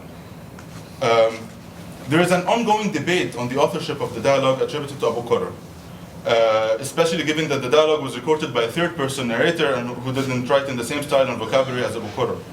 Recently, David Bertaina convincingly demonstrated the highly improbable case for Abu Qurra's direct authorship, suggesting that the author may have been a 9th century Arab Melkite who was closely connected to Abu Qurra, his writings, and or his style of argumentation. With this in mind, in the following, I will refer to Abu Qurra insofar as he is the protagonist of the dialogue. For the purposes of this discussion, I will focus on two themes in this apology: Christians as the Quranic believers, mu'minun, and the question of the falsification of the Qur'an, especially in two surahs he cites, 108 and 111. So first, Christians as the Quranic believers.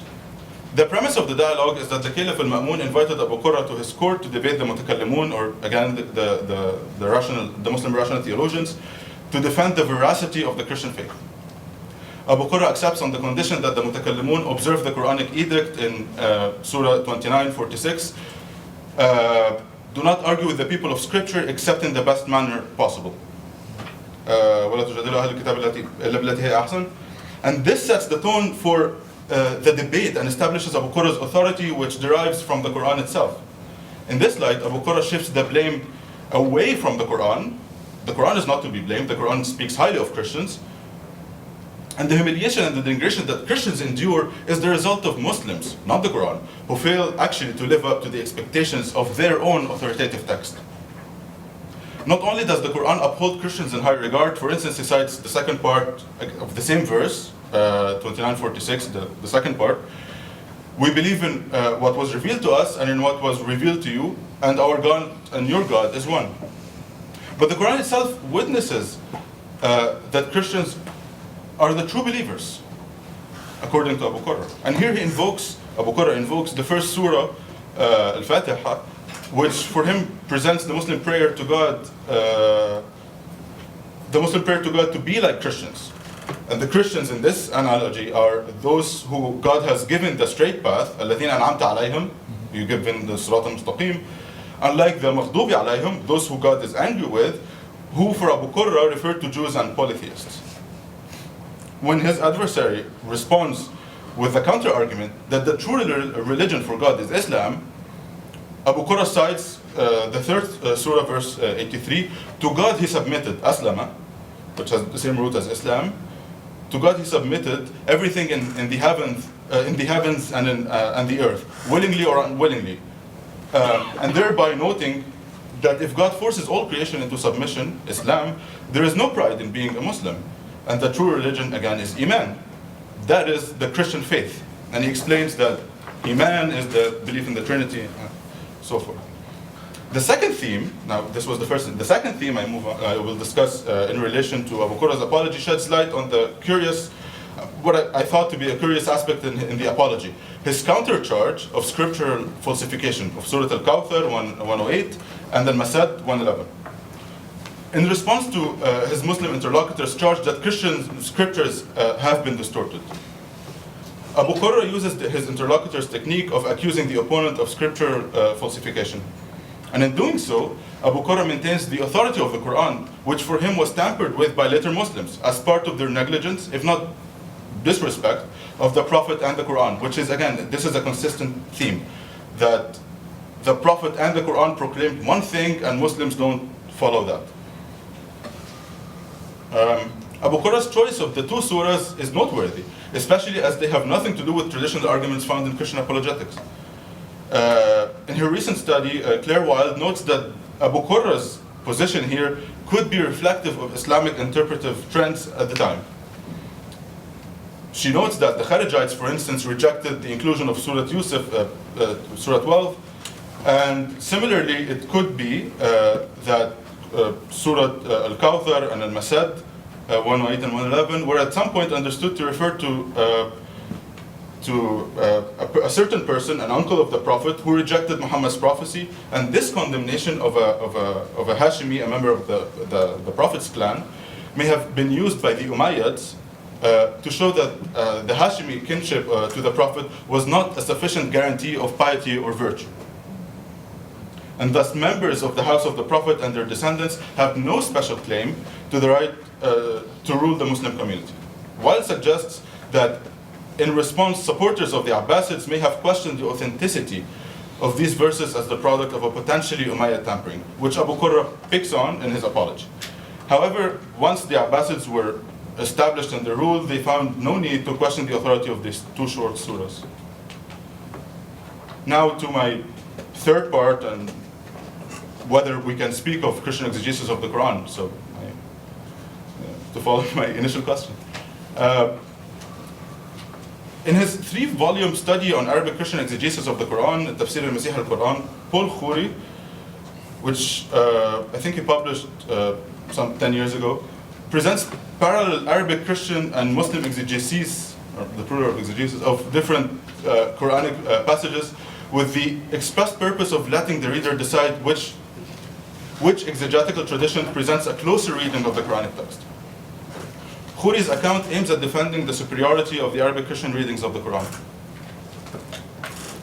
which, when compared with the tafsir tradition, seem to better capture the Qur'anic message.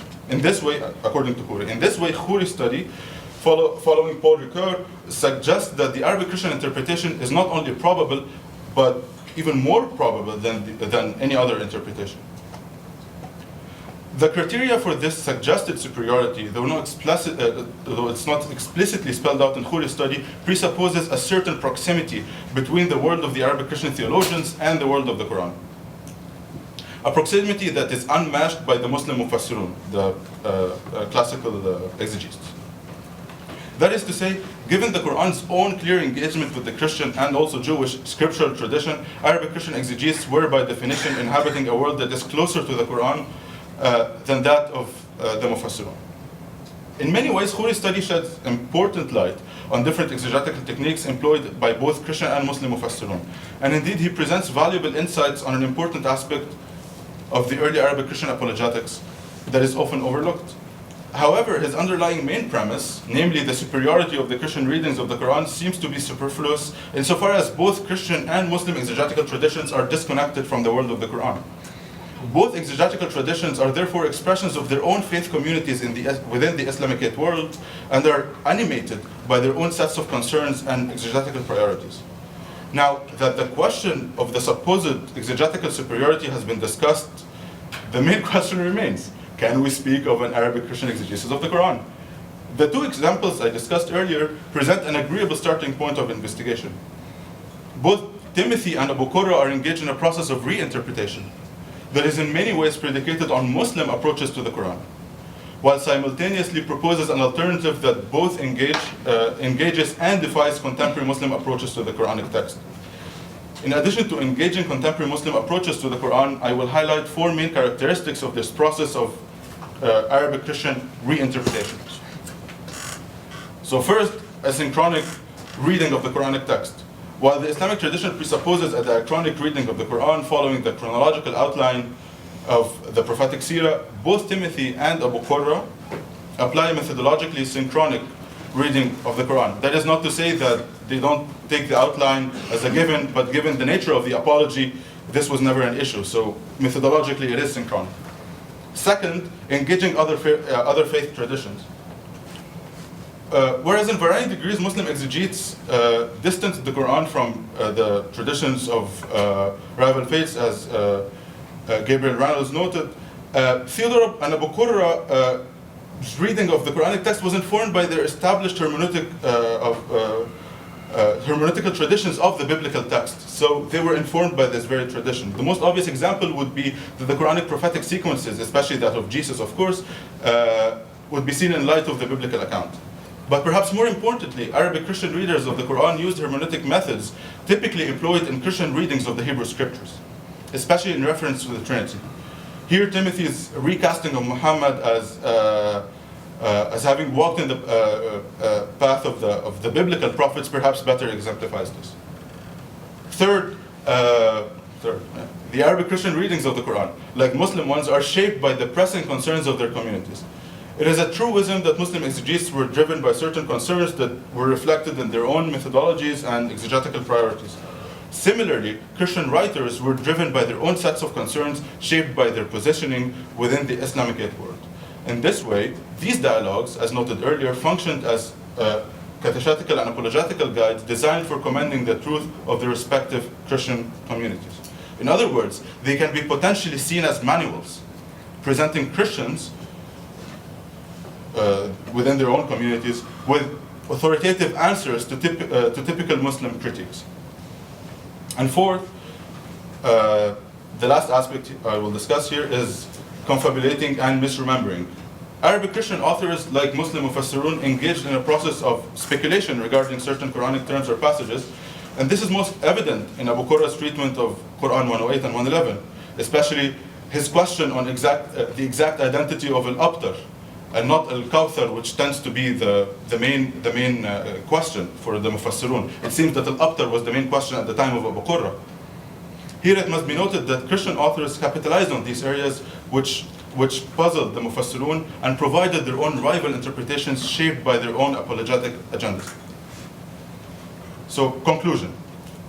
While Arabic Christian authors approached the Quran in different ways corresponding to their own apologetic agendas, they all relied on Muslim data, basically, in their project. Not only in interpreting the Quran, but also in their approaches to Islamic theology and history. Recently, for instance, in her study on Christian narratives of Muhammad's death, Christina Zilagi noted that, and this is a direct quote from her study, Christians had sufficiently deep knowledge of the Muslim tradition to make a sophisticated selection of hadith that were suitable for their polemical purposes, end quote. Similarly, Arabic Christian authors demonstrated deep knowledge of Muslim approaches to the Quran, which shaped their own apologetic agenda. In this way, the exegetical project in which the early Arabophone Christian authors engaged is a well-informed and at times sophisticated process of reinterpretation. Thank you.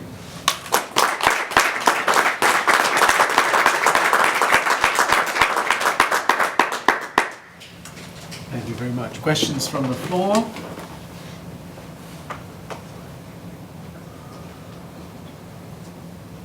I think everyone's weakening. You know, no, you're going to get us back. I'll try. Tap dance. Andrew. Thank you, Mourad. I really enjoyed that. I just wondered if you could say something quickly about the way these debates, the function that Jews play in these debates. It's not very edifying. It seems like the Christian and the Muslim interlocutors would kind of use Jews in a negative way. The Tom Lehrer song, Everybody Hates the Jews. So you mean the presence of the Jews in the debates, or how they were employed rhetorically? How they were employed. What is so? So So I mentioned this in brief. Maybe I should capitalize more on it, but the Christian authors, the Arabic Christian authors, employ the same techniques that have been used in reading the Hebrew scriptures, which were not typically charitable to Jews. So, so the same thing, for it, like the one example I can think of now is reading of Genesis 1, the royal we. So when reading the royal we in the Qur'an, we have created, we have set up like things like that. The go-to is, yeah, in Genesis, the royal we for a Christian means that, yeah, this is the Trinity speaking, similarly in the Quran. So things like that. They employ the same exegetical approaches. They would, or they did employ historically in reading the Hebrew scriptures. Thought I saw another hand. Yes. I was wondering if you could comment a little bit on maybe Timothy himself as a historian, right? And Abu Qur'an as Jacobite. So maybe possibility that they were, especially Timothy, kind of arguing against the Jacobites as an historian, or kind of engaging in an internal Christian debate, if you will, in their exegesis of. Yeah.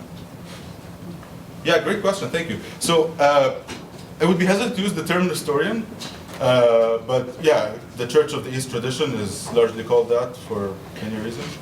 And Abu Qur'an is actually Melkite, is not Jacobite. There is like this is a theme sometimes in the writings, but there's also the fact that maybe, I mean, Timothy, because he wrote in Syriac, that might be a bit different. But once once you write in Arabic, it's clearly available to all faith communities. So Jacobite, Nestorian, or Church of the East, and Melkite, and especially when it comes to Trinitarian expositions, there wasn't so much differences. It was only, or for the most part, when you come to Christological stuff. And actually, the fact that this dialogue attributed to Abu Qurra has clear, almost identical. I mean, I'm sure if it were written originally in Arabic, it would have been almost verbatim. Parallels. This actually shows that they were aware of this. I'm sure the author of the dialogue attributed to Abu Qurra was familiar and read the dialogue between Timothy and al-Mahdi. On this, I think part of the question was the the intra-Christian. I think this is also less prominent in Timothy, not just because he's more concerned with the Trinity, but also, so Dimitri Gutas, for instance, he takes this dialogue not primarily about religion, but as far as I understand it, he takes it to be more about an exercise in philosophy. So Timothy translated Aristotle's Topics. So he suggests that this was actually an exercise, and Mehdi was basically exercising his, new translation project with the main translator, or one of the main translators. We're out of time, but I really want to ask this one quick question. Muslims, exegetes go to the Qur'an as word of God, and they ascribe value to it for that reason. There's an interesting phenomenon where Christian exegetes are going to the Qur'an for meaning. So, what view of the nature of the text did they have? Why did it have value for them? I think this is the main question, and it's actually ambiguous. It's not clear what they think. They definitely, so we can definitely see that they take it to be authoritative. They not just for Muslims. It's not just. I mean, they use it themselves. I mean, the author of Tathliq al-Wahid, when he was presenting the Trinity in Arabic, he employed clear Quranic style. Right. So the authority is there. Yeah. I think it might be seen as akin, not really, but somehow to like this is a sincere proclamation of the oneness of God. So yeah, I mean in this way, but it's not clear. They do a great work of not saying explicitly what they believe. Thank you.